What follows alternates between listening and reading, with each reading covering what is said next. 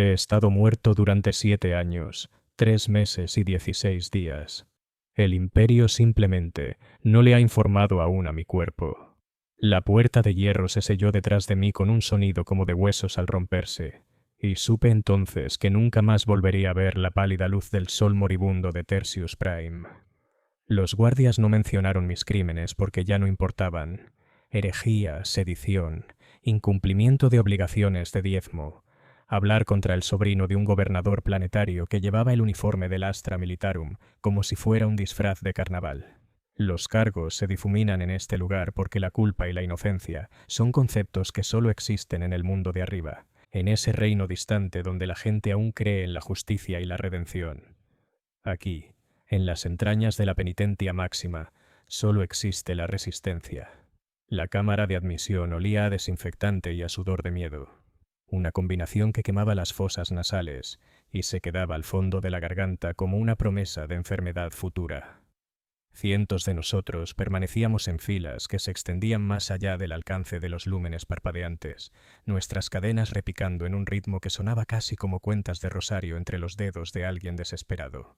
El hombre a mi lado, un comerciante delgado atrapado vendiendo velas devocionales falsificadas, lloraba en silencio mientras los siervos nos procesaban uno a uno. Sus lágrimas caían sobre el suelo de concreto manchado y desaparecían sin dejar rastro, absorbidas al instante por la piedra que ya había bebido la humedad de 10.000 almas antes que él. El siervo que catalogó mi existencia había sido humano alguna vez. Su rostro era un mosaico de carne y metal, un ojo reemplazado por un tosco escáner óptico que zumbaba y chasqueaba al examinar mis facciones. El otro ojo, aún orgánico, todavía humano, me observaba con algo que quizá había sido compasión si tales emociones se permitieran sobrevivir al proceso de lobotomización. Presionó fríos dedos metálicos contra mi garganta, registrando mi pulso, mi temperatura, las sutiles firmas químicas que servirían para identificar mi cadáver cuando llegara el momento. Recluso 779.588, dijo con voz de engranajes rechinando. Clasificación, político. Subclasificación, sedición menor. Duración estimada de supervivencia, 8 a 12 meses estándar. De 8 a 12 meses. Habían calculado mi muerte antes de que siquiera hubiera visto mi celda. El uniforme que me dieron era marrón, el color de la sangre seca o del hierro oxidado. Colgaba suelto sobre mi cuerpo, diseñado no para comodidad, sino para facilitar la identificación en caso de fuga. La tela era áspera contra mi piel, tejida con fibras recicladas que aún conservaban el olor de quien la había usado antes que yo. Traté de no pensar si había muerto en ella, o simplemente había dejado de necesitar ropa. Mi celda era un cubo de roca reforzada, 3 metros de ancho, 2 de fondo, y apenas lo suficientemente alta como para que pudiera ponerme de pie sin tocar el techo con la cabeza, siempre y cuando no enderezara por completo los hombros. Las paredes lloraban condensación constantemente, creando manchas oscuras que parecían mapas de mundos que nunca volvería a ver. Una rendija estrecha cerca del suelo permitía a los guardias deslizar mi ración diaria de pasta neutra, y otra a la altura de los ojos les permitía observarme a su antojo. No había ventana ni fuente de luz natural, solo el resplandor implacable de una tira de lumen que nunca se apagaba ni fallaba. La plataforma para dormir era un estante de metal crudo soldado a la pared, sin colchón, sin almohada, sin cobertura más que el uniforme en mi espalda. El frío se filtraba a través de la tela en cuestión de minutos, instalándose en mis huesos como un parásito que se alimentaba de calor y esperanza. Aprendí pronto que dormir no era descanso en este lugar, sino otra forma de supervivencia, un escape temporal de la conciencia que me dejaba más agotado que al despertar. La primera noche escuché los sonidos de la penitencia máxima, aprendiendo a respirar con ella a mi alrededor. Las paredes transmitían voces de celdas distantes, fragmentos de oraciones, maldiciones y risas enloquecidas que resonaban por los conductos de ventilación como los susurros de los condenados. Alguien gritaba 3 niveles más abajo, un sonido crudo que continuó y continuó hasta convertirse en parte del ruido de fondo, tan poco notable como el zumbido de los generadores de energía o el correteo de ratas en los muros. Contaba los segundos entre las patrullas de los guardias, memorizando su ritmo como una letanía. Cada 8 minutos y 43 segundos, el pesado paso de botas blindadas pasaba frente a mi puerta. Se detenía exactamente 7 segundos mientras revisaban la ranura de observación, y luego continuaba por el pasillo. Los guardias ya no eran del todo humanos. Sus cuerpos aumentados con burdas biónicas que les permitían trabajar turnos más largos sin descanso. Sus ojos habían sido reemplazados con sensores capaces de ver en la oscuridad absoluta, y sus voces llevaban los tonos mecánicos de implantes de Vox. Encontraban placer en nuestro sufrimiento, pero era un placer frío, quirúrgico y eficiente. No nos odiaban de manera personal porque eso habría requerido que nos vieran como individuos y no como recursos a administrar hasta su agotamiento. Éramos inventario, nada más. Inventario con una desafortunada tendencia a estropearse. La mañana trajo la primera comida, si es que la pasta gris, que se deslizó por la ranura de alimentos, merecía tan generoso nombre. Sabía a nada y a todo, una mezcla cuidadosamente diseñada de proteína reciclada y vitaminas sintéticas que mantenía a un cuerpo humano funcionando en mínima capacidad durante meses o incluso años. La comí con los dedos porque no se nos daban utensilios, lamiendo la bandeja de aluminio hasta dejarla limpia porque no sabía cuándo llegaría la siguiente comida, o si llegaría en absoluto. Más tarde aprendí que aquella pasta contenía más que nutrientes. Llevaba sedantes suaves para reducir la agresión, estabilizadores del ánimo para prevenir intentos de suicidio y trazas de compuestos psicoactivos que hacían la mente más susceptible a la sugestión y al condicionamiento. Las primeras semanas de ingerir este cóctel químico me dejaron sintiéndome desconectado de mis propios pensamientos, como si viera a otra persona vivir mi vida a través de un cristal sucio. Los otros prisioneros eran al principio solo sombras, vislumbradas por las rendijas de las puertas o escuchadas como voces incorpóreas en la oscuridad. El hombre en la celda a mi izquierda llevaba allí 6 años. Había sido un escribiente en la Fuerza de Defensa Planetaria, condenado por falsificar informes de requisiciones para alimentar a su familia durante una hambruna. Se llamaba Marcus y hablaba constantemente para mantener a raya la locura, contándome sobre su esposa e hijos, que probablemente ya habían olvidado su rostro.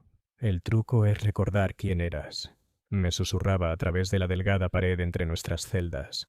Aférrate a algo, a cualquier cosa de antes. Un olor, una canción, la forma en que la luz del sol entraba por tu ventana.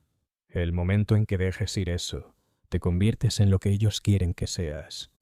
La mujer al otro lado del pasillo gritaba en sueños cada noche durante el primer mes que estuve allí. Sus pesadillas estaban llenas de fuego y niños ardiendo. Los recuerdos de un planeta que murió mientras ella miraba desde un transporte orbital. Había sido administradora de refugiados y fue acusada de corrupción porque desvió suministros para salvar más vidas de las que permitían las cuotas oficiales. Su crimen fue la compasión, y su castigo era revivir las consecuencias de esa compasión hasta morir. El trabajo comenzó en mi 5.º día.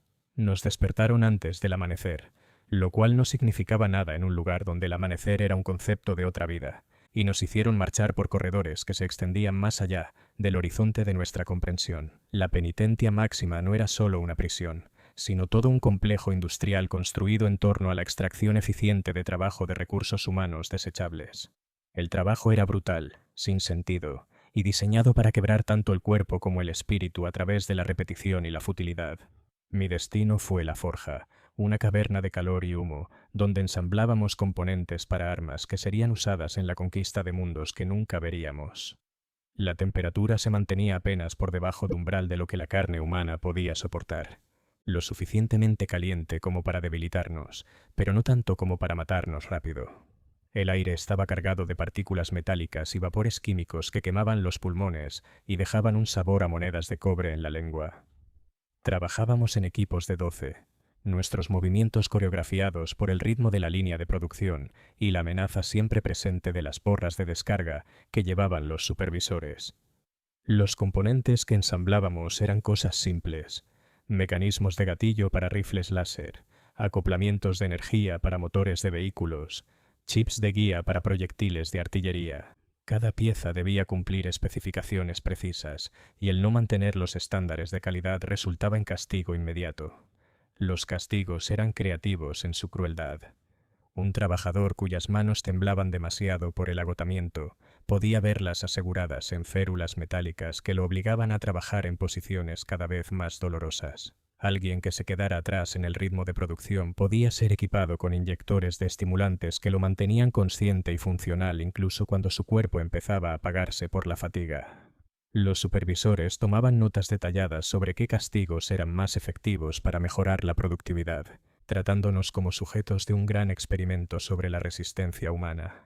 Aprendí a perderme en el trabajo, a dejar que mi mente se alejara de mi cuerpo mientras mis manos continuaban sus movimientos mecánicos. Esa disociación era supervivencia, una forma de preservar un pequeño núcleo de yo mientras la prisión consumía todo lo demás. Pero tenía un costo. Los días se fundían unos con otros en un presente eterno donde el pasado y el futuro se volvían conceptos abstractos. Empecé a olvidar el color del pasto, el sonido de la lluvia, la sensación del viento que no oliera a químicos industriales. Las dinámicas sociales de la prisión eran tan complejas como despiadadas. Las alianzas se formaban y disolvían según las corrientes cambiantes de poder y desesperación. Los prisioneros más fuertes, generalmente aquellos con experiencia militar o criminal, se establecían como líderes de pandillas informales que controlaban la distribución de contrabando y la asignación de celdas. Exigían tributo en forma de raciones de comida, servicios de protección o favores sexuales, y sus métodos de imposición eran brutales e inmediatos. Yo me alineé con un grupo liderado por un exsargento llamado Caín, un hombre cuyo cuerpo era un catálogo de cicatrices de una docena de campos de batalla. Había sido condenado por abandonar su puesto durante una insurrección de culto del caos, aunque él afirmaba que había estado salvando civiles cuando su oficial al mando lo marcó de cobarde. Caín entendía el valor de la disciplina y la organización. Bajo su protección aprendí las reglas no escritas que regían la vida en penitencia máxima. Nunca mostrar debilidad, porque la debilidad era sangre en el agua y los depredadores aquí siempre tenían hambre. Nunca ofrecerse voluntario a nada, porque los voluntarios eran los primeros en morir en cualquier nuevo horror que inventaran los guardias. Nunca confiar en nadie por completo, porque la traición a veces era la única moneda que podía comprar la supervivencia. Nunca rendirse de la esperanza, porque la esperanza era lo único que separaba a los vivos de los muertos en vida, incluso si esa esperanza no era más que la posibilidad de morir rápido, en vez de lentamente. Los guardias fomentaban el conflicto entre prisioneros porque los que peleaban eran más fáciles de controlar que los organizados. Deliberadamente creaban situaciones donde nos veíamos obligados a competir por recursos o privilegios, y luego se retiraban para vernos destrozarnos unos a otros con el interés desapasionado de científicos observando animales de laboratorio. Los ganadores recibían pequeñas recompensas, comida extra o mejores celdas, pero las victorias siempre eran temporales y los costos siempre permanentes. Maté a mi primer hombre un martes, o lo que decidí llamar martes, en el infierno sin tiempo de nuestro mundo subterráneo. Su nombre era Sink, y había sido recaudador de impuestos antes de su arresto, acusado de robar del diezmo imperial. Era pequeño y rápido, con la astucia de un hombre que había pasado su vida, encontrando maneras de tomar lo que pertenecía a otros. Me había estado robando de mis raciones durante semanas, quitando lo suficiente para que yo sintiera hambre constante, pero no tanto como para que notara el robo de inmediato. Cuando por fin lo descubrí, se rió, y me dijo que yo era demasiado débil para hacer algo al respecto. Estaba equivocado. La paliza que le di no fue apasionada ni llena de ira, sino metódica, calculada para infligir el máximo daño evitando la atención de los guardias. Usé técnicas que había aprendido observando a otros prisioneros resolver disputas, golpeando en articulaciones y tejidos blandos donde las huellas de violencia serían menos visibles. Cuando dejó de moverse, no sentí nada excepto una leve satisfacción porque el problema había sido resuelto. Los guardias encontraron su cuerpo en la siguiente inspección de celdas. Registraron su muerte como causas naturales, fallo cardíaco provocado por mala nutrición y estrés. Nadie cuestionó el diagnóstico porque hacerlo habría requerido papeleo e investigaciones que no servían a ningún propósito útil. Singh desapareció del registro de prisioneros como si nunca hubiera existido, y en pocas horas alguien más fue asignado a su celda. Esa noche, Caín me asintió con algo que podría haber sido aprobación. «Estás aprendiendo», dijo. «La primera muerte siempre es la más difícil. Después de eso, es solo otra habilidad, como soldar o leer o cualquier otra cosa que necesites para sobrevivir. Tenía razón. La segunda muerte fue más fácil y la tercera aún más. Para cuando terminé mi primer año en penitencia máxima, había dejado de contar. La violencia se volvió simplemente otro aspecto de la rutina diaria, tan poco notable como comer, dormir o trabajar en la línea de producción. La capacidad de horror que alguna vez había definido los límites de mi imaginación se expandió para acomodar realidades que nunca habría concebido en mi vida anterior. Pero la violencia física era solo el aspecto más visible de cómo la prisión nos consumía. La verdadera destrucción ocurría lentamente, de manera invisible, en la erosión gradual de todo lo que nos hacía humanos. Nos alimentaban lo suficiente para mantenernos funcionales, pero nunca lo suficiente para sentirnos saciados. Nos daban el sueño suficiente para evitar el colapso total, pero nunca el necesario para sentir descanso. Nos proporcionaban la atención médica suficiente para evitar epidemias, pero nunca la necesaria para eliminar el sufrimiento. La guerra psicológica era más sofisticada. De vez en cuando anunciaban que ciertos prisioneros estaban siendo considerados para una liberación anticipada, creando competencias desesperadas, prisioneros tratando de demostrar su rehabilitación con mayor productividad o cooperación voluntaria con los guardias. Estos anuncios siempre eran mentiras. Nadie salía de penitencia máxima excepto en bolsas para cadáveres o como componentes para los programas de conversión en siervos. El programa de siervos era quizá el engaño más cruel de todos. A los prisioneros que se ofrecían voluntariamente se les prometía que su conciencia sería preservada de alguna forma, que seguirían existiendo como valiosos sirvientes del imperio en lugar de morir como criminales olvidados. La realidad era lobotomización seguida de implantación cibernética, un proceso que dejaba solo la función cerebral suficiente para operar maquinaria simple y seguir órdenes básicas. Los siervos que mantenían la prisión alguna vez habían sido prisioneros como nosotros, su humanidad extirpada quirúrgicamente y reemplazada por obediencia mecánica. Vi a amigos desaparecer en las cámaras de conversión, convencidos de que elegían supervivencia sobre muerte. Marcus, el escribiente que me había ayudado a entender las reglas de la supervivencia, se ofreció después de recibir la noticia de que su familia había sido declarada muerta en un accidente minero. No pudo soportar la idea de seguir existiendo en un mundo donde su sufrimiento no tenía propósito, y la promesa de una paz mecánica le parecía preferible a la desesperación consciente. La última vez que lo vi estaba barriendo el pasillo frente a mi celda, sus movimientos precisos y repetitivos. Sus ojos habían sido reemplazados con sensores ópticos, y su cráneo mostraba las cicatrices quirúrgicas donde su personalidad había sido arrancada. Lo llamé por su nombre, pero no respondió. Marcus se había ido, reemplazado por una cosa que llevaba su rostro y conservaba sus recuerdos, pero que carecía de cualquier rastro de su alma. Las estaciones cambiaban arriba, aunque nosotros solo lo sabíamos por las variaciones sutiles de temperatura y humedad que filtraban a través de los sistemas de ventilación. El verano traía un calor sofocante que hacía las ya insoportables condiciones de trabajo casi letales. El invierno traía un frío que se filtraba a través del hormigón y se instalaba en nuestros huesos, haciendo doloroso cada movimiento y visible cada respiración en el aire helado. Pasaron años, o lo que parecían años. El tiempo se volvió elástico en el crepúsculo eterno de la prisión, estirándose y comprimiéndose según los ritmos de dolor y alivio que estructuraban nuestra existencia. Perdí la cuenta de mi propia edad, olvidando si tenía 30 o 50 o algo intermedio. Mi cabello se volvió gris, luego blanco, y finalmente empezó a caerse en mechones por la exposición química en las fábricas. Mis dientes comenzaron a aflojarse y varios cayeron, dejando huecos que hacían más difícil comer y más laborioso hablar. La mujer que gritaba en sus sueños murió durante mi tercer invierno. Escuché su último aliento a través de la pared entre nuestras celdas, una exhalación áspera que pareció prolongarse eternamente antes de detenerse al fin.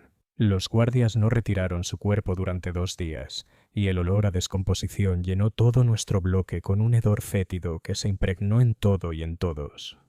Cuando finalmente vinieron por ella, no fueron delicados. Escuché sus restos siendo arrastrados por el pasillo, un sonido como de tela húmeda deslizándose sobre piedra rugosa. Nuevos prisioneros llegaban constantemente, ocupando los lugares de aquellos que habían muerto, sido convertidos o simplemente desaparecido en el laberinto administrativo que devoraba a la gente incómoda. Llegaban con el mismo terror en los ojos que yo había sentido alguna vez, haciendo las mismas preguntas sobre justicia, apelaciones y contacto con el mundo exterior. Los prisioneros más antiguos los miraban con una piedad distante, sabiendo que esos recién llegados o se adaptarían o morirían, pero que nunca volverían a ser las personas que habían sido antes de atravesar esas puertas de hierro. Yo intentaba ayudar a algunos, compartiendo lo que había aprendido sobre la supervivencia y las reglas no escritas que gobernaban nuestra existencia. La mayoría escuchaba educadamente y luego ignoraba mis consejos, convencidos de que su situación era temporal o que su inocencia los protegería de la maquinaria implacable de la crueldad institucional. Algunos aprendían lo bastante rápido como para sobrevivir su primer año. Muchos no lo lograban. Los combates de gladiadores comenzaron en mi cuarto año, aunque los guardias los llamaban exhibiciones disciplinarias en sus informes oficiales. Los prisioneros que violaban reglas o no cumplían con las cuotas de producción eran seleccionados para luchar entre sí en una arena improvisada construida en una de las cámaras de almacenamiento más grandes. Oficialmente no eran combates a muerte, pero las heridas graves eran comunes y la atención médica mínima. Los guardias y administradores observaban desde plataformas elevadas, apostando por los resultados y discutiendo las técnicas de los luchadores con el desapego profesional de criadores de ganado. Fui seleccionado para la arena después de golpear a un guardia que había estado atormentando a un hombre moribundo en la celda contigua. El guardia describía con detalle gráfico cómo la familia del hombre había sido vendida a la servidumbre para pagar sus deudas, disfrutando con cada sollozo que arrancaban sus palabras. Cuando le pedí que se detuviera, volvió su atención hacia mí, especulando sobre qué servicios podría ofrecer mi cuerpo una vez que estuviera demasiado débil para trabajar en las líneas de producción. El golpe que le di fue instintivo, impulsado por una rabia que llevaba años acumulándose y que nunca había encontrado un objetivo adecuado. Mi puño lo alcanzó en la garganta, aplastando su laringe y derribándolo de rodillas, jadeando en busca de un aire que nunca llegaba. No murió, pero nunca volvió a hablar normalmente, y el modulador mecánico que reemplazó su voz se convirtió en un recordatorio constante de lo que la rebeldía podía lograr cuando se aplicaba correctamente. Mi oponente en la arena era un hombre enorme llamado Boss, un exluchador de fosos que había sido encarcelado por matar al hijo de un gobernador planetario en un combate no autorizado. Era todo lo que yo no era: joven, fuerte, experimentado en la violencia y completamente libre de miedo o vacilación. La multitud de guardias y administradores vitoreó cuando entró en la arena, sus voces resonando contra las paredes de concreto, como los aullidos de animales hambrientos. Las armas proporcionadas eran toscas pero efectivas: varillas de refuerzo afiladas, cadenas con peso, botellas rotas envueltas en tela para mejor agarre. Yo elegí un trozo de tubería con el suficiente peso para romper huesos, pero no tan pesado como para ralentizar mis movimientos. Boss eligió una cadena, probando su equilibrio con la evaluación profesional de alguien que había pasado años aprendiendo a infligir dolor con eficiencia. El combate duró 17 minutos, aunque a mí me parecieron horas. Boss era más fuerte y rápido, pero yo tenía ventajas que él no esperaba: desesperación, astucia y la rabia acumulada de años viendo a gente buena ser destruida por un sistema que se alimentaba del sufrimiento. Evité sus ataques directos, usando las dimensiones de la arena para mantenerme móvil, buscando aperturas creadas por su exceso de confianza y agresión. Cuando apareció la oportunidad, la tomé sin vacilar. Se excedió en un golpe particularmente violento, y yo me deslicé dentro de su guardia, clavando la tubería en su plexo solar con la fuerza suficiente para destrozar sus órganos internos. Se dobló sobre el impacto, su respiración convertida en jadeos cortos que rociaron sangre sobre el suelo de la arena. Lo golpeé de nuevo, esta vez en la base del cráneo, y cayó hacia adelante en su propia sangre, convulsionando una vez antes de quedar inmóvil. La multitud aclamó mi victoria, pero sus aplausos me sonaron como condena. Me había convertido en exactamente lo que ellos querían que fuera: un asesino que ejercía violencia para su entretenimiento, una cosa rota que había olvidado la diferencia entre sobrevivir y rendirse. Los guardias me devolvieron a mi celda con expresiones de satisfacción, como si hubiera pasado alguna prueba crucial que demostraba que sus métodos funcionaban según lo previsto. Las victorias que siguieron fueron más fáciles técnicamente, pero más difíciles emocionalmente. Cada oponente era otro prisionero como yo, alguien moldeado por las mismas fuerzas y llevado a las mismas medidas desesperadas. Los mataba con eficiencia, sin pasión ni odio, porque la eficiencia era lo que la situación exigía, y porque preocuparme demasiado por las personas que mataba habría hecho imposible la supervivencia. Entre combates, trabajaba en las líneas de producción e intentaba recordar quién había sido antes de convertirme en gladiador. Los recuerdos se desvanecían, volviéndose abstractos e inciertos, como historias que alguien me había contado sobre personas que nunca conocí. ¿De verdad había sido maestro alguna vez, de pie frente a aulas llenas de niños que me miraban con respeto y afecto? ¿De verdad había vivido en una pequeña casa con un jardín donde cultivaba vegetales y flores por ninguna razón, excepto encontrar belleza en hacer crecer cosas? Los detalles se mezclaban hasta que ya no podía estar seguro de qué era memoria y qué era imaginación. Tal vez nunca había sido nada excepto lo que era ahora: un prisionero, un asesino, una cosa que existía solo como ejemplo de lo que les ocurría a los que se oponían a la voluntad del imperio. Tal vez mi vida anterior no era más que una ilusión, una mentira reconfortante que había inventado para hacer soportable mi existencia actual. Caín murió durante mi 5.º año, no a causa de la violencia, sino de un cáncer que había estado creciendo en sus pulmones durante meses. Los químicos en el aire habían alcanzado niveles tóxicos y su cuerpo simplemente dejó de poder procesar el veneno. Enfrentó la muerte con el mismo pragmatismo firme que había aplicado a todo lo demás, dándome consejos sobre liderazgo y supervivencia hasta que su voz fue demasiado débil para llegar a mi celda. «No dejes que te conviertan en algo con lo que no puedas vivir», me dijo en nuestra última conversación. «He visto a hombres buenos convertirse en monstruos aquí, y a monstruos que encontraron maneras de seguir siendo humanos. La elección siempre es tuya, incluso cuando no sientes que exista elección alguna». Su muerte dejó un vacío en la estructura de poder de la prisión que otros prisioneros se apresuraron a llenar. Las disputas por el liderazgo fueron violentas y breves, resueltas mediante asesinatos y traiciones más que por procesos democráticos. Evité involucrarme en esas luchas, habiendo aprendido que la visibilidad era peligrosa y que la posición más segura estaba a menudo en medio de la jerarquía, donde eras lo bastante valioso como para que te protegieran, pero no lo suficiente como para ser una amenaza. La nueva líder era una mujer llamada Catherine, una exoficial naval condenada por motín tras negarse a bombardear un centro de población civil. Era inteligente, despiadada y absolutamente comprometida con sobrevivir a cualquier precio. Bajo su liderazgo, la organización de los prisioneros se volvió más eficiente, pero también más brutal, con castigos severos por cualquier debilidad o deslealtad percibida. Se me acercó después de una de mis victorias en la arena, estudiándome con ojos que habían visto demasiado y olvidado cómo mostrar misericordia. «Luchas bien», dijo, «pero luchas como alguien que todavía cree que va a salir de este lugar. Eso va a matarte tarde o temprano». Y tenía razón. Aunque no quería admitirlo en ese momento, una parte de mí seguía aferrada a la posibilidad de escapar, de ser liberado o de redimirme. Y esa esperanza me estaba volviendo descuidado. Los prisioneros más peligrosos eran aquellos que habían aceptado su destino por completo, que habían dejado de pensar en el futuro y se concentraban únicamente en los requisitos inmediatos de la supervivencia. El intento de fuga ocurrió en mi 6.º año, organizado por un grupo de prisioneros políticos que habían logrado sobornar a varios guardias y obtener mapas detallados de la estructura de la prisión.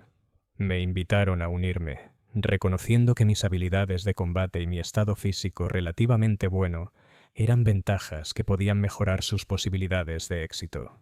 El plan era complejo, pero alcanzable: crear una distracción durante un cambio de turno, dominar a los guardias en un control secundario y usar los túneles de mantenimiento para alcanzar la superficie antes de que se activara la alarma. Acepté participar, aunque sabía que el intento estaba condenado, no porque el plan fuera defectuoso, sino porque escapar nunca había tratado realmente de salir de la prisión. La prisión real era en lo que nos habíamos convertido durante nuestros años de encarcelamiento. El daño acumulado en nuestras mentes y almas que no podía abandonarse simplemente cruzando otra puerta. Planeábamos llevar nuestras celdas con nosotros donde quiera que fuéramos. El intento fracasó exactamente como había esperado, aunque no por las razones que había anticipado. Los guardias conocían el plan desde el principio, habiendo sido informados por uno de los conspiradores que había recibido la promesa de un mejor trato a cambio de su cooperación. El informante era un hombre llamado Peter, un ex contador que estaba muriendo lentamente de desnutrición y quería mejorar sus posibilidades de vivir lo suficiente para ver otro invierno. Los guardias permitieron que el intento avanzara hasta que estuvimos completamente comprometidos, y entonces activaron las alarmas y sellaron los túneles que usábamos como ruta. La cacería que siguió no fue urgente ni desesperada, sino metódica, como exterminadores rastreando plagas que se habían metido en las paredes. Usaron gas para sacarnos de los escondites, descargas eléctricas para incapacitar a los que resistían y violencia casual para desanimar futuros intentos de fuga. De los 12 prisioneros que participaron, 4 fueron asesinados de inmediato, 3 fueron seleccionados para la conversión en servitor, y los 5 restantes fuimos devueltos a la población general con restricciones y vigilancia reforzadas. Yo estaba entre los sobrevivientes, aunque no estaba seguro de si eso representaba buena o mala fortuna. Las nuevas restricciones significaban confinamiento solitario durante meses, raciones reducidas de comida y eliminación de asignaciones de trabajo que pudieran ofrecer oportunidades para planear otra fuga.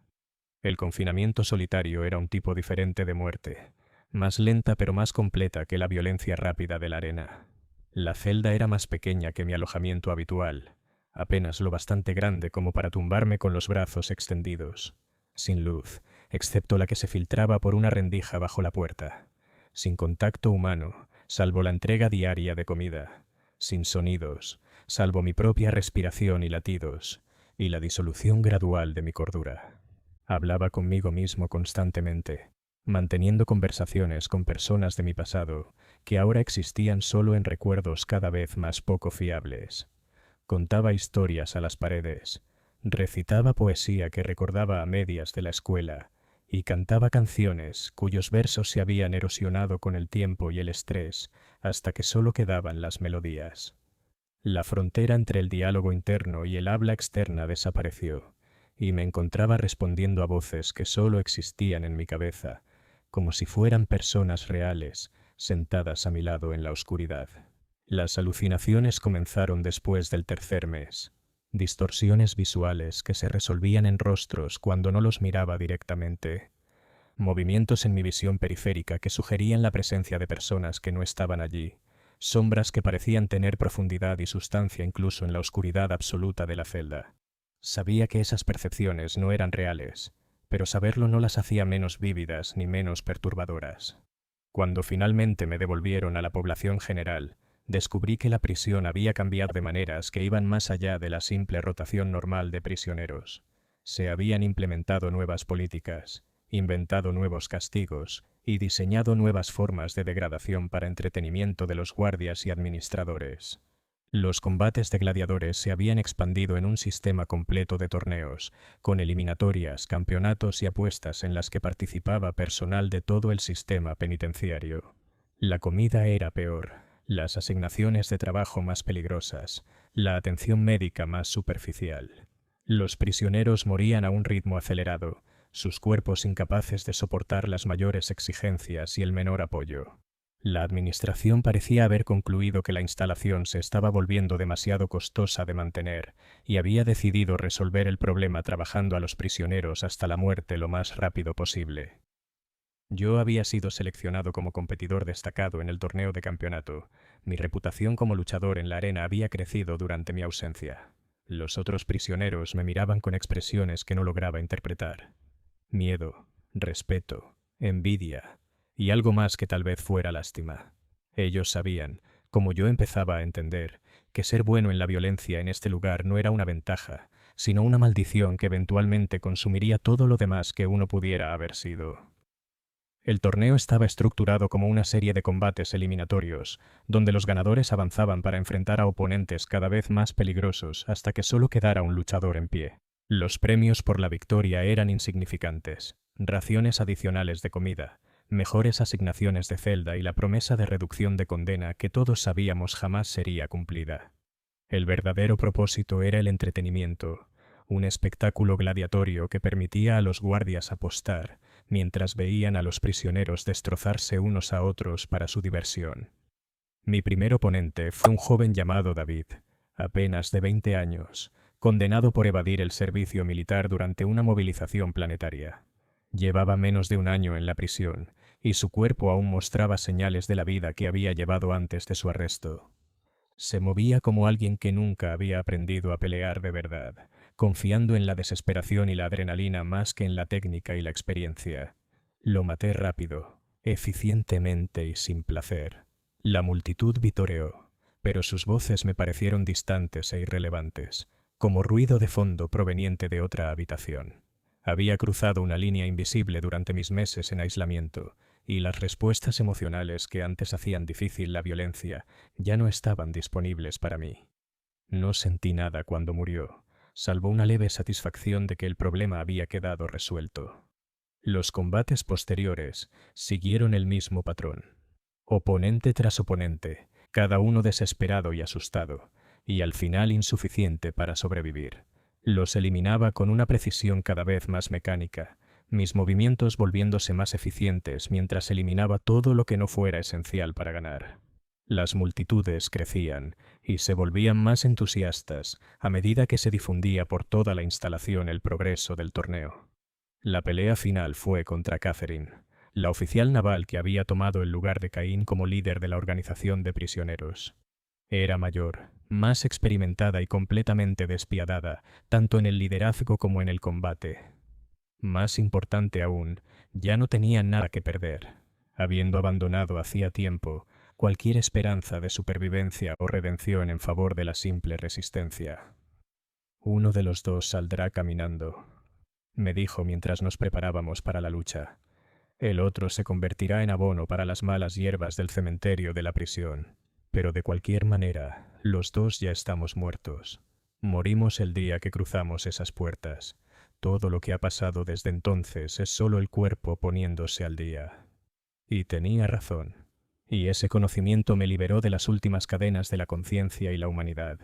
La enfrenté con todo lo que había aprendido en mis años en penitencia máxima, usando cada técnica de violencia y engaño que me había permitido sobrevivir cuando gente mejor había muerto. El combate duró más que cualquiera de los anteriores, pues ambos éramos demasiado experimentados para cometer los errores evidentes que habrían terminado la pelea rápidamente. Cuando finalmente la maté fue por medio de la traición y no por una habilidad superior.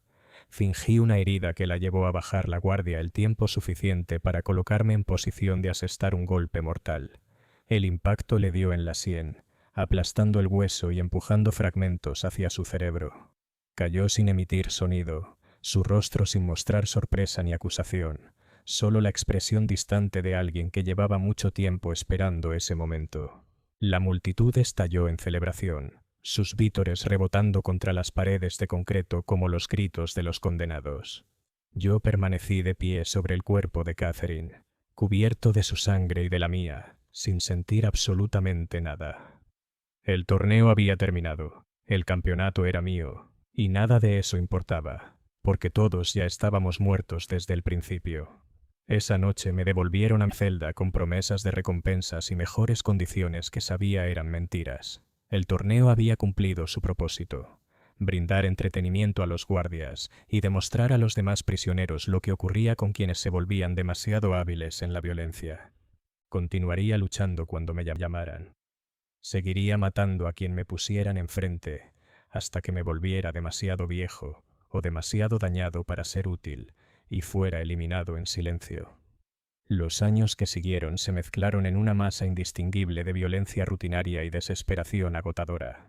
Luchaba en la arena cuando me convocaban, trabajaba en las líneas de producción cuando me asignaban y existía en mi celda durante las horas libres de obligaciones. Los otros prisioneros me evitaban ahora, reconociendo que me había convertido en algo distinto de lo que alguna vez fui, algo más peligroso, pero también más roto. Los recién llegados seguían llegando, ocupando el lugar de los que morían.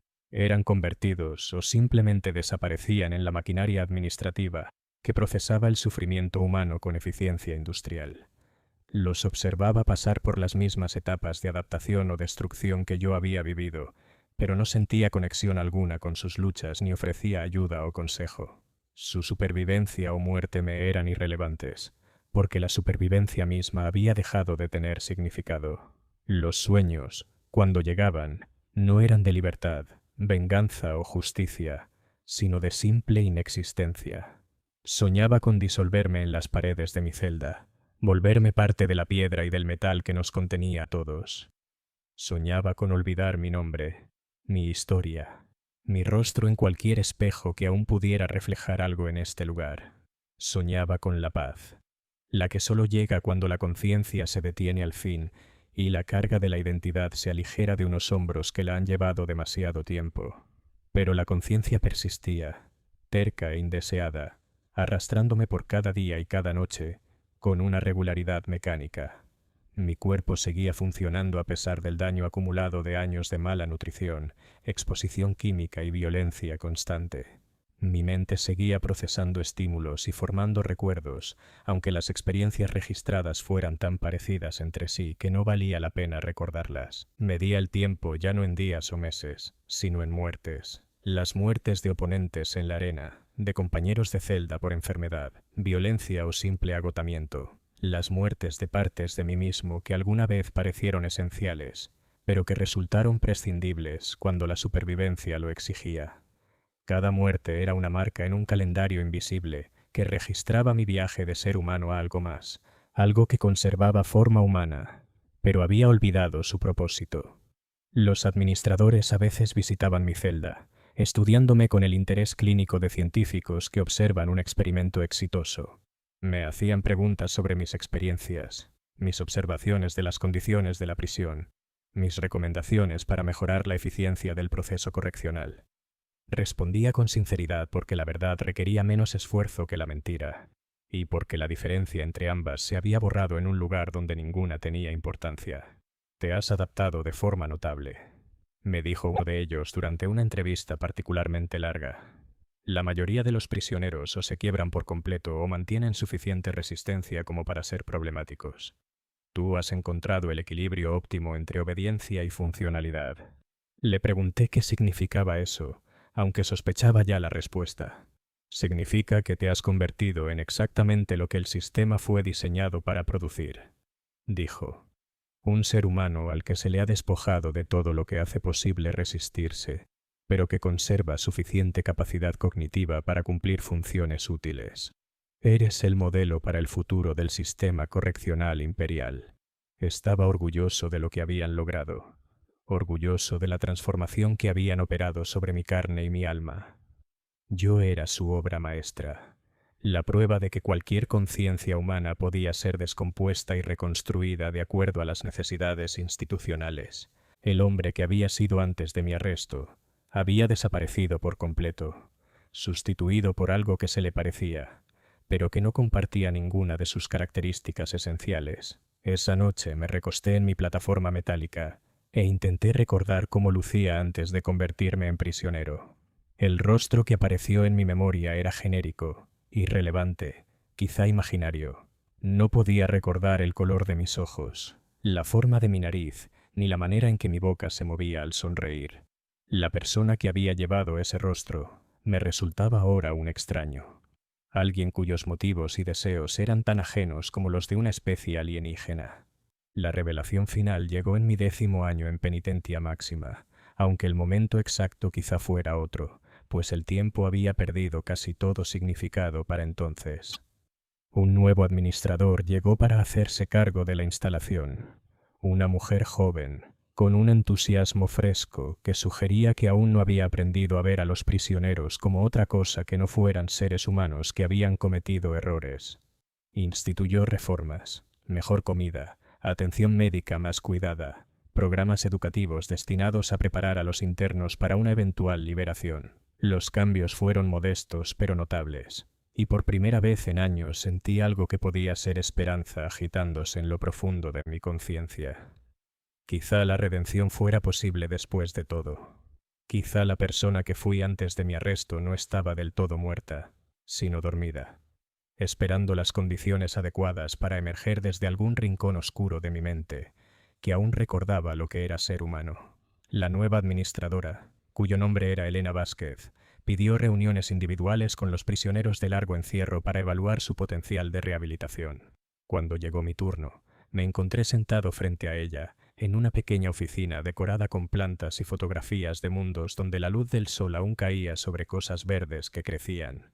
La normalidad del entorno era desconcertante después de años de concreto y metal, y me costaba concentrarme en sus preguntas porque no podía apartar la vista de una fotografía de niños jugando en un parque en algún lugar muy lejos de aquí.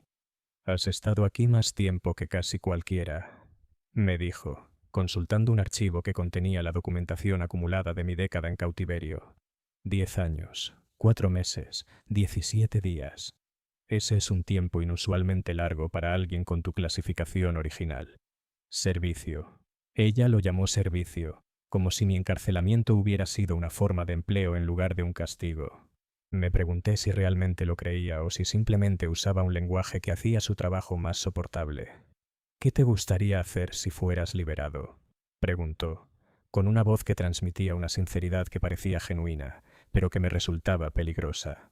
La esperanza era un lujo que no podía permitirme, una debilidad que haría más difícil sobrevivir si sus reformas resultaban temporales. Le dije la verdad, que no recordaba haber querido algo más allá de los requisitos básicos de la existencia: comida, refugio, ausencia de dolor o amenaza inmediata. Los sueños y ambiciones que alguna vez habían motivado mis acciones me eran ahora tan ajenos como los deseos de alguien de otra especie. Ella tomó notas en mi archivo, con una expresión de preocupación que podía ser profesional o personal. «La capacidad humana de adaptación es asombrosa», dijo ella, «pero no es irreversible. Con el apoyo adecuado y una reintegración gradual, incluso los daños psicológicos más graves pueden ser tratados». Yo quería decirle que estaba equivocada, que algunas transformaciones no podían deshacerse una vez completadas. El hombre al que intentaba rehabilitar ya no existía, salvo como un conjunto de recuerdos y reflejos reaprovechados para servir a las necesidades de la supervivencia. Pero no dije nada, porque la esperanza era preciosa para ella y destruirla no habría servido de nada. Los programas educativos que implementó eran voluntarios, impartidos por prisioneros que habían conservado lo suficiente de sus antiguos conocimientos como para ejercer de instructores. Asistí a clases de alfabetización básica y aritmética, no porque necesitara esas habilidades, sino porque la rutina proporcionaba una estructura que hacía más soportable el paso del tiempo. La mayoría de los alumnos eran prisioneros jóvenes que habían llegado lo bastante recientemente como para seguir creyendo en la posibilidad de una eventual liberación. El instructor de mi clase de alfabetización era un antiguo bibliotecario llamado Samuel, un hombre delgado con ojos amables que había sido condenado por poseer libros prohibidos. Enseñaba con una paciencia tranquila, sin mostrar frustración cuando los alumnos se esforzaban por comprender conceptos que antes habían sido simples para ellos. Su crimen había sido la curiosidad, el deseo de leer y comprender textos que las autoridades consideraban peligrosos para el orden público. «Leer es recordar como ser humano», nos dijo una vez en clase, con la voz apenas por encima de un susurro. «Cada palabra que entiendes es una parte de ti que el sistema aún no ha logrado destruir». Murió 3 semanas después, en una pelea en el comedor.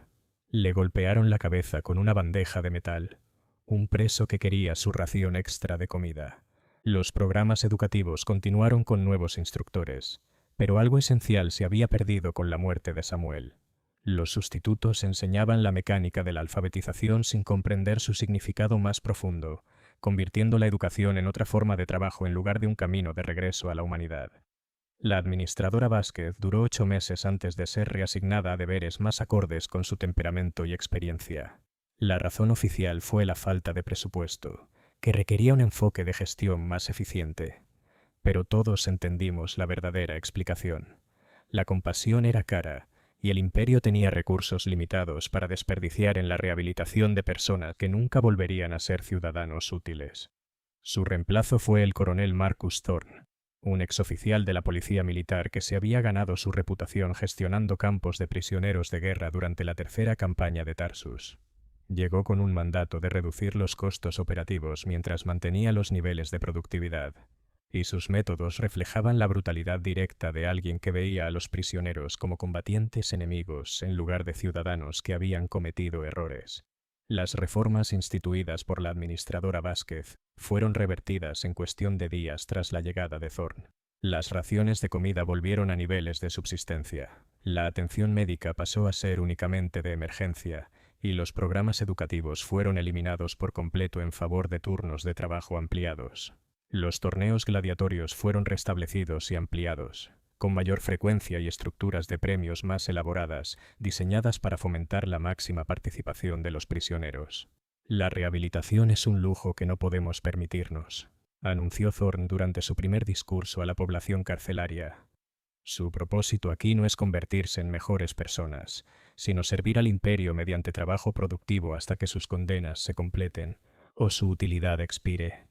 Aquellos que acepten esta realidad encontrarán su tiempo restante más tolerable que quienes persistan en expectativas poco realistas. El regreso al viejo sistema fue rápido y completo, pero algo había cambiado durante el breve periodo de reformas que no podía deshacerse del todo. Algunos prisioneros habían recordado lo que se sentía ser tratados como seres humanos, y ese recuerdo creó una forma de resistencia más peligrosa que cualquier rebelión física. Empezaron a organizarse en silencio, compartiendo información y recursos de formas que sugerían la posibilidad de una acción coordinada. Fui abordado por varios grupos que intentaban reclutarme para diversos planes, algunos enfocados en la fuga y otros en el sabotaje o la protesta. Mi reputación como luchador en la arena me hacía valioso para cualquiera que planeara resistencia violenta, mientras que mi larga permanencia me daba conocimientos sobre el funcionamiento de la prisión útiles para formas más sutiles de oposición. Rechacé todas las invitaciones, reconociendo que una resistencia organizada solo daría a la administración excusas para aplicar medidas más duras. La represión comenzó 3 meses después de la llegada de Thorne, cuando se descubrió una red de contrabando que movía bienes prohibidos entre bloques de celdas. La investigación que siguió fue exhaustiva y brutal, con interrogatorios, registros y castigos diseñados para extraer información y desalentar futuras conspiraciones. Los prisioneros fueron enfrentados entre sí mediante promesas de mejor trato o amenazas de castigos más duros, creando una atmósfera de sospecha y traición que hacía peligrosa cualquier forma de cooperación. Me interrogaron repetidamente sobre mi conocimiento de actividades de resistencia, mis relaciones con otros prisioneros y mi disposición a actuar como informante a cambio de mejores condiciones. Los interrogatorios eran conducidos por personal especializado que entendía la psicología de los presos de largo plazo y sabía qué presiones eran más eficaces para romper lo que quedaba de nuestra solidaridad. «Eres un sobreviviente», me dijo el interrogador principal durante nuestra última sesión. «Has durado 10 años adaptándote a las condiciones cambiantes y evitando riesgos innecesarios. Cooperar con nuestra investigación sería consistente con ese patrón de autopreservación inteligente». Me ofrecía elegir entre colaborar o seguir resistiendo, aunque ambas opciones llevaban al mismo destino, porque los colaboradores solo eran útiles mientras proporcionaban información valiosa. Después se convertían en desechos a eliminar en silencio, mientras que los resistentes eran eliminados con mayor rapidez y menos ceremonia. Elegí una tercera opción, la retirada completa de cualquier actividad que pudiera interpretarse como cooperación o resistencia. No asistí a reuniones, no me uní a conversaciones que pudieran considerarse planificación y evité cualquier asociación que pudiera parecer sospechosa.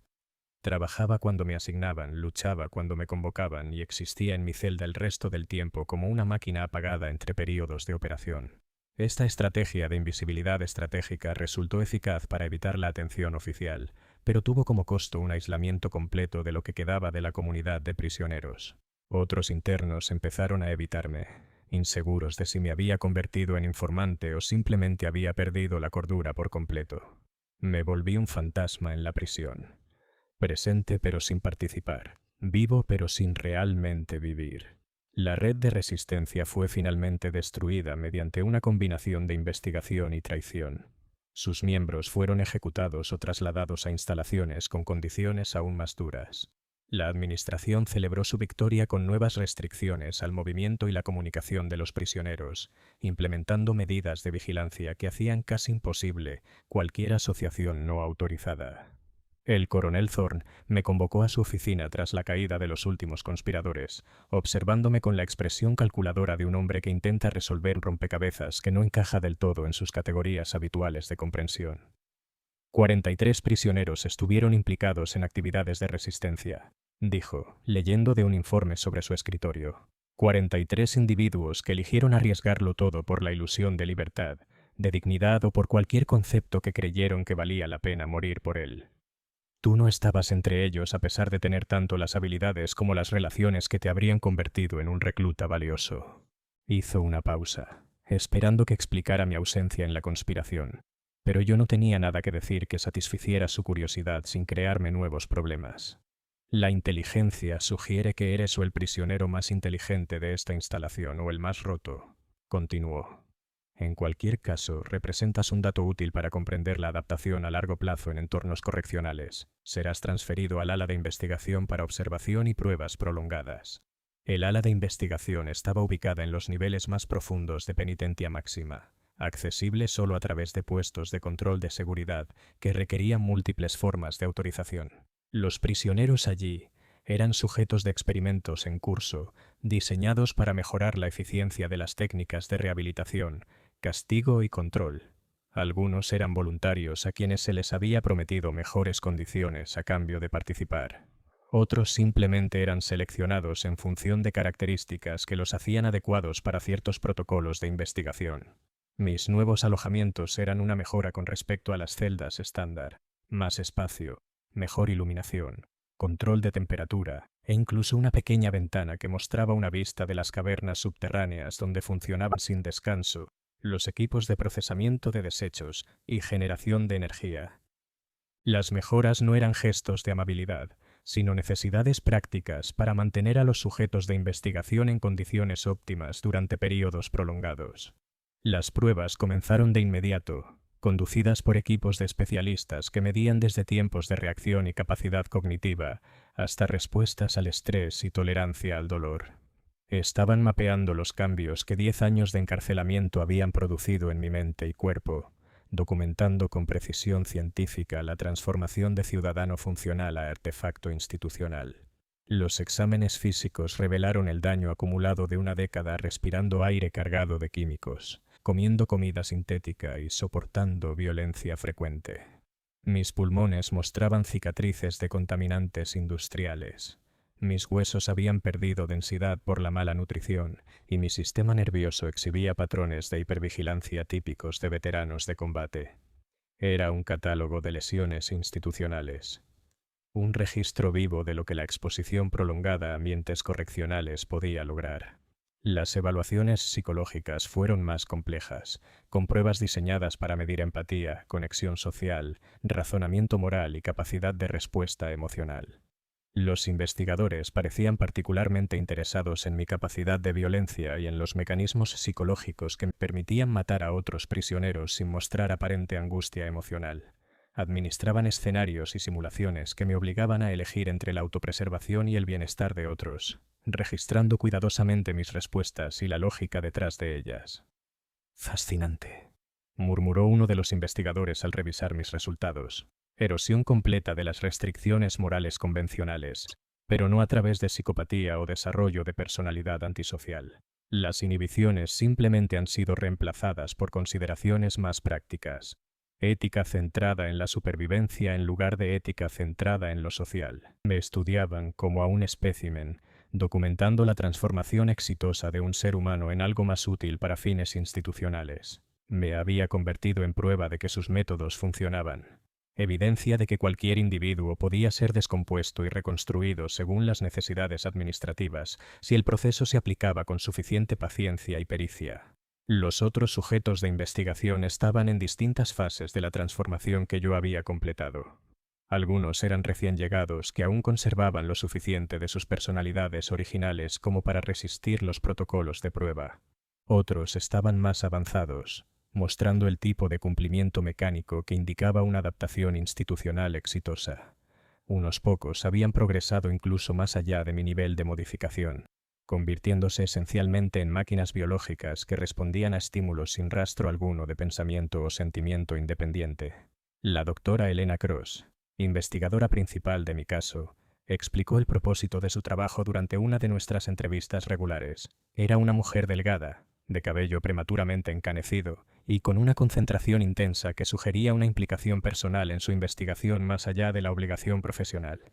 El modelo tradicional de encarcelamiento asume que el castigo y la privación motivarán un cambio de conducta, dijo mientras revisaba las notas de mi última ronda de pruebas. Pero el castigo es ineficiente, requiere vigilancia y aplicación constantes. Lo que estamos desarrollando aquí es una solución más elegante. Sujetos que interioricen los objetivos institucionales tan completamente que el control externo se vuelva innecesario. Estaba describiendo la creación de prisioneros perfectos, individuos modificados psicológicamente para servir a los propósitos institucionales, sin necesidad de vigilancia ni coerción. La investigación realizada aquí se aplicaría en instalaciones correccionales de todo el imperio, creando una generación de internos que se vigilarían a sí mismos, y entre ellos conforme a las preferencias administrativas. Tú representas nuestro estudio de caso más exitoso, continuó. 10 años de condicionamiento sistemático han producido un individuo que funciona de manera óptima dentro de los parámetros institucionales, mientras conserva suficiente capacidad cognitiva para realizar tareas complejas. Eres un modelo para el futuro de la justicia imperial. Le pregunté qué ocurriría cuando la investigación se completara y mi utilidad como sujeto de prueba expirara. Eso depende de los resultados de nuestras evaluaciones finales, respondió. Los sujetos que demuestren una adaptación estable pueden ser transferidos a programas de trabajo donde sus habilidades sean utilizadas productivamente. Otros pueden ser seleccionados para procedimientos de modificación avanzada que aumenten su valor institucional. Modificación avanzada significaba conversión en Serptor, la eliminación quirúrgica de la personalidad y la independencia en favor de la obediencia mecánica. Me estaban ofreciendo elegir entre esclavitud y lobotomía, aunque ambas opciones eran formas de muerte que diferían solo en su eficiencia y su desenlace. La investigación continuó durante meses, cada día con nuevas pruebas y evaluaciones destinadas a explorar los límites de mi transformación. Medían mis respuestas a dilemas morales, situaciones sociales y escenarios de estrés con la minuciosidad de cartógrafos mapeando territorios inexplorados. Cada aspecto de mi psicología era documentado, categorizado y analizado para extraer conclusiones aplicables a futuros sujetos. La fase final de pruebas implicó exposición a técnicas experimentales de condicionamiento diseñadas para reforzar las modificaciones ya logradas mediante el encarcelamiento convencional. Tratamientos químicos que alteraban la función de neurotransmisores, procedimientos quirúrgicos que dañaban regiones específicas del cerebro y terapias conductuales que reforzaban la lealtad institucional mediante sistemas de recompensa y castigo más sofisticados que los usados en la población general. Me sometí a estos procedimientos sin resistencia porque resistir habría sido inútil y contraproducente. Los investigadores anotaban mi cumplimiento en sus informes, describiéndolo como evidencia de adaptación exitosa en lugar de simple resignación. No podían concebir una forma de rendición tan completa que resultara indistinguible de la cooperación. Los tratamientos produjeron cambios medibles en mi química cerebral y en mi función cognitiva, afinando la transformación que había ocurrido gradualmente durante la década anterior. Mi capacidad de pensamiento independiente se volvió más limitada, mis respuestas emocionales más predecibles, mis patrones de comportamiento más acordes con las expectativas institucionales. Me estaba convirtiendo en una versión más perfecta de lo que el sistema carcelario había intentado crear desde el principio. La doctora Cross parecía complacida con los resultados, aunque mantenía el desapego profesional propio de alguien que estudia animales de laboratorio en lugar de seres humanos. Durante nuestra última entrevista expresó satisfacción con los resultados de la investigación y optimismo sobre las aplicaciones más amplias de su trabajo. Las técnicas que hemos desarrollado aquí revolucionarán la práctica correccional en todo el imperio, dijo mientras revisaba la documentación exhaustiva de mi caso. En lugar de almacenar criminales hasta que mueran o se vuelvan demasiado caros de mantener, produciremos sirvientes leales que puedan contribuir productivamente a la sociedad imperial. Me preguntó si tenía alguna pregunta sobre la investigación o mi papel en ella, como si mi curiosidad por mi propia destrucción fuese una consideración relevante en sus cálculos. Le pregunté si pensaba que la persona que había entrado en penitencia máxima hacía 10 años reconocería en lo que me había convertido. Probablemente no, dijo tras considerar la pregunta. Pero esa persona era un criminal que amenazaba la estabilidad imperial mediante un comportamiento sedicioso. El individuo sentado frente a mí ahora es un súbdito leal que entiende su papel adecuado en el orden social. La transformación representa una mejora bajo cualquier estándar razonable. Tenía razón desde su perspectiva. El hombre que había sido arrestado por hablar contra la corrupción había sido reemplazado por algo más útil y menos problemático. El proceso había sido eficiente, minucioso y completamente exitoso en lograr sus objetivos previstos. Yo era un testimonio de la eficacia de la justicia imperial, prueba de que la rehabilitación era posible si uno definía rehabilitación como la completa eliminación de características indeseables. La notificación de mi transferencia llegó 3 días después, entregada por guardias que me trataron con la cortesía mecánica reservada para equipos valiosos que son trasladados entre departamentos. Me reasignaban a un programa de trabajo en un mundo agrícola donde mis habilidades y condicionamientos serían utilizados en actividades de producción de alimentos esenciales para las cadenas de suministro imperiales. La nave de transporte estaba llena de otros graduados de varios programas de investigación correccional, individuos que habían sido modificados de diferentes maneras, pero compartían la característica común de una completa conformidad institucional. Viajamos en silencio durante el trayecto, cada uno perdido en lo que quedaba de su propia conciencia, ya incapaces del tipo de comunicación que podría haber ofrecido consuelo o compañía. El mundo agrícola se llamaba Jardín de Demit, un nombre que sugería abundancia y belleza natural, pero que describía un paisaje despojado de todo excepto de su capacidad de producir alimentos para poblaciones distantes. El suelo estaba exhausto por generaciones de cultivo intensivo, el agua contaminada con químicos agrícolas y el aire impregnado con el olor polvoriento de un mundo que había olvidado cómo sostener la vida sin intervención artificial constante.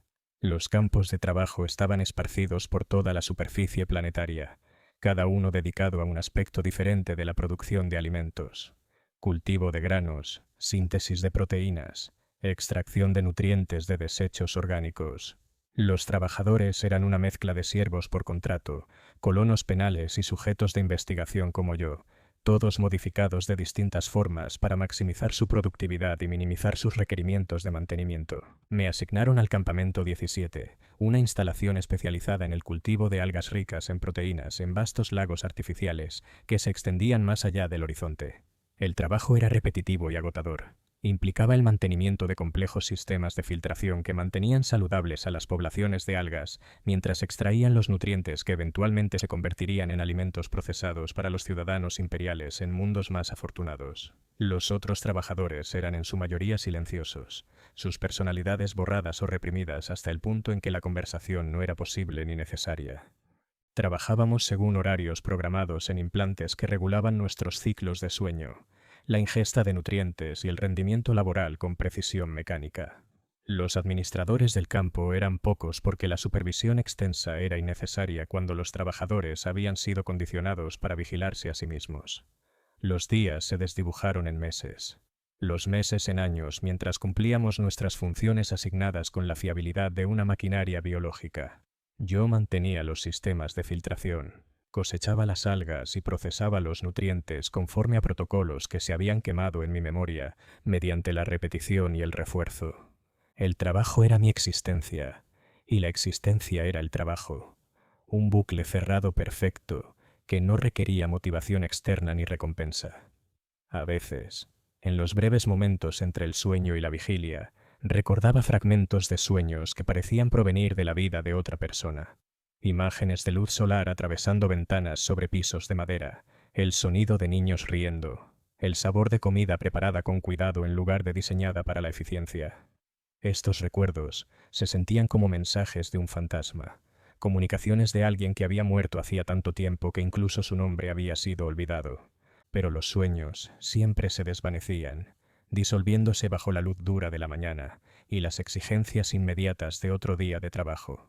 La persona que había experimentado esos momentos de alegría y conexión estaba tan distante de mi realidad actual como el propio emperador, una figura de la historia cuya existencia podía reconocerse, pero no comprenderse de manera significativa. Los años pasaron, marcados solo por los sutiles cambios en mi cuerpo envejecido y la degradación gradual del equipo que mantenía. Mi cabello se volvió completamente blanco. Mis manos desarrollaron el temblor de décadas de exposición a químicos industriales, y mi visión comenzó a fallar de maneras que hacían cada vez más difícil el trabajo detallado. Me estaba volviendo obsoleto, una pieza de maquinaria biológica que se desgastaba y que eventualmente necesitaría ser reemplazada. El final no llegó de manera dramática, sino con eficiencia burocrática. Una evaluación médica determinó que mi productividad había caído por debajo de los umbrales aceptables y que el costo de mantenerme en condiciones de trabajo superaba el valor de mi labor continua. Fui programado para la terminación, un proceso que sería rápido, indoloro y económicamente óptimo para los requerimientos operativos de la instalación. Me dieron 3 días para completar mis asignaciones finales, asegurando que la transición a mi reemplazo fuese fluida y que no se perdiera productividad durante el cambio. Pasé esos días realizando las mismas tareas que había hecho durante años, manteniendo el mismo equipo, siguiendo los mismos protocolos, como si nada hubiera cambiado excepto la fecha límite arbitraria que ahora definía los límites de mi existencia. El día final, fui escoltado a una instalación de procesamiento donde otros trabajadores obsoletos esperaban su turno para la terminación. Nos sentamos en filas como productos en una cinta transportadora, cada uno etiquetado con números de identificación y códigos de procesamiento que garantizarían un registro preciso durante nuestra eliminación. La sala estaba en silencio excepto por el suave zumbido de la maquinaria y el ocasional arrastre de pies cuando alguien era llamado para el procedimiento. Cuando anunciaron mi número, me levanté y caminé hasta la estación designada sin vacilación ni miedo. La técnica que realizaría el procedimiento era eficiente y profesional, revisando mis etiquetas de identificación y verificando la autorización de terminación antes de preparar la inyección que detendría mi corazón. Trabajaba con la competencia casual de alguien que había realizado esa tarea cientos de veces antes. ¿Alguna declaración final para el registro?, preguntó, más por hábito que por interés genuino en mi respuesta. Le dije que había estado muerto por 11 años, 7 meses y 22 días, y que agradecía que finalmente permitieran que mi cuerpo alcanzara al resto de mí. Ella anotó mi respuesta en su libro de registro y administró la inyección. El cóctel químico entró en mi torrente sanguíneo y comenzó a apagar mis sistemas vitales con la misma eficiencia que había caracterizado cada otro aspecto de mi tiempo bajo custodia imperial. Mi visión se oscureció, mi respiración se volvió superficial y mi conciencia empezó a desvanecerse como una luz que se extingue lentamente. En esos momentos finales, mientras mi cerebro cesaba sus inútiles intentos de procesar información sensorial, experimenté algo que pudo haber sido paz. La vigilancia constante que había definido mi existencia durante más de una década finalmente se relajó. El cálculo interminable de estrategias de supervivencia se volvió irrelevante, y el peso aplastante de la obediencia institucional se levantó de unos hombros que pronto estarían quietos para siempre. El último pensamiento que cruzó mi mente moribunda no fue arrepentimiento ni ira ni miedo, sino una simple observación. El imperio había alcanzado su objetivo con perfecta eficiencia.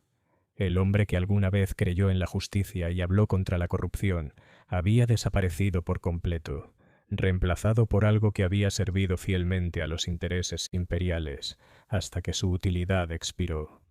El sistema había funcionado exactamente como fue diseñado, transformando un problema en un recurso, y luego desechando ese recurso cuando ya no era necesario. Mi muerte fue registrada en los informes operativos de la instalación como mantenimiento rutinario, no más significativa que el reemplazo de un filtro gastado o la eliminación de desechos contaminados. El cuerpo que había albergado 11 años de sufrimiento fue procesado a través de los sistemas de reciclaje orgánico de la instalación. Sus nutrientes constituyentes convirtiéndose eventualmente en fertilizante para las granjas de algas, donde otros trabajadores modificados continuarían el ciclo interminable de producción y consumo. La prisión en el 41º milenio no es castigo sino transformación, no es corrección sino consumo. Toma seres humanos y los convierte en algo más útil y menos problemático, desgastando todo lo que hace que la vida tenga sentido hasta que solo queda la función. El proceso es eficiente, rentable y completamente exitoso en alcanzar sus objetivos previstos. No hay redención en este sistema porque redención implica la posibilidad de volver a un estado anterior y las modificaciones infligidas a los prisioneros son irreversibles por diseño. No hay justicia porque la justicia requiere la consideración del bien y el mal, y la eficiencia institucional no reconoce categorías morales, más allá de lo productivo y lo contraproducente. No hay esperanza porque la esperanza depende de la creencia en que las condiciones podrían mejorar, y el único cambio que los prisioneros pueden esperar es la lenta decadencia que conduce de la esclavitud a la muerte. Los guardias, los administradores, los investigadores que operan estas instalaciones no son monstruos, aunque realicen tareas monstruosas. Son sirvientes de un sistema que ha calculado los métodos más eficientes para convertir problemas humanos en recursos humanos, y ejecutan sus deberes con la misma competencia profesional que caracteriza a toda la burocracia imperial. El mal en este contexto no es una cuestión de malicia individual, sino de lógica institucional llevada a su conclusión inevitable. Aquellos que entran en las prisiones imperiales dejan atrás todo lo que los hacía humanos excepto las funciones biológicas básicas que pueden aprovecharse para el trabajo productivo. Sus mentes son despojadas de independencia, sus cuerpos modificados para un rendimiento óptimo y sus espíritus aplastados tan completamente que el concepto mismo de resistencia se vuelve literalmente impensable. Se convierten en prisioneros perfectos, completamente obedientes, totalmente predecibles y absolutamente desechables. Esta es la realidad de la justicia en el imperio del hombre, un sistema que ha abandonado la pretensión de rehabilitación en favor de la simple extracción de recursos. Los prisioneros son materia prima a ser procesada, no ciudadanos a ser corregidos, y su destino se determina no por la naturaleza de sus crímenes, sino por los requisitos de eficiencia de la operación institucional. El hombre que había sido antes de mi arresto no reconocería en lo que me convertí, y quizás eso represente una forma de misericordia. La eliminación completa de la identidad borra el sufrimiento que surgiría de recordar lo que se perdió. El prisionero perfecto no siente dolor por su unidad destruida porque ha olvidado que esa humanidad alguna vez existió. Al final, la justicia imperial logra sus objetivos con absoluta eficiencia. La eliminación de las amenazas a la estabilidad social mediante la completa transformación de los individuos peligrosos en recursos útiles. El proceso es brutal pero exhaustivo, rentable pero integral, y sirve perfectamente a las necesidades del imperio mientras destruye todo lo que podría haber hecho que esas necesidades fuesen cuestionables. Esto es lo que significa prisión en el 41º milenio. No un lugar de castigo o rehabilitación, sino una fábrica que toma personas rotas y las rompe aún más hasta que se convierten exactamente en lo que el sistema necesita que sean. Y cuando ya no son útiles, incluso en su estado roto, son desechadas con la misma eficiencia que caracterizó su transformación. No hay escape de este sistema, porque no solo confina el cuerpo, sino que reconstruye la mente. No hay resistencia porque la resistencia requiere un sentido del yo, que el proceso destruye sistemáticamente. No hay esperanza porque la esperanza depende de posibilidades que el sistema está diseñado para eliminar. La única verdad que queda al final es la verdad que descubrí en mis momentos finales, que la muerte, cuando finalmente llega, no representa derrota, sino culminación. El sistema alcanza su victoria perfecta, no cuando los prisioneros son asesinados, sino cuando han sido tan profundamente modificados que matarlos resulta innecesario. Mi muerte fue simplemente el paso final de un proceso que se había completado años antes, la eliminación de un desecho que ya había cumplido su propósito.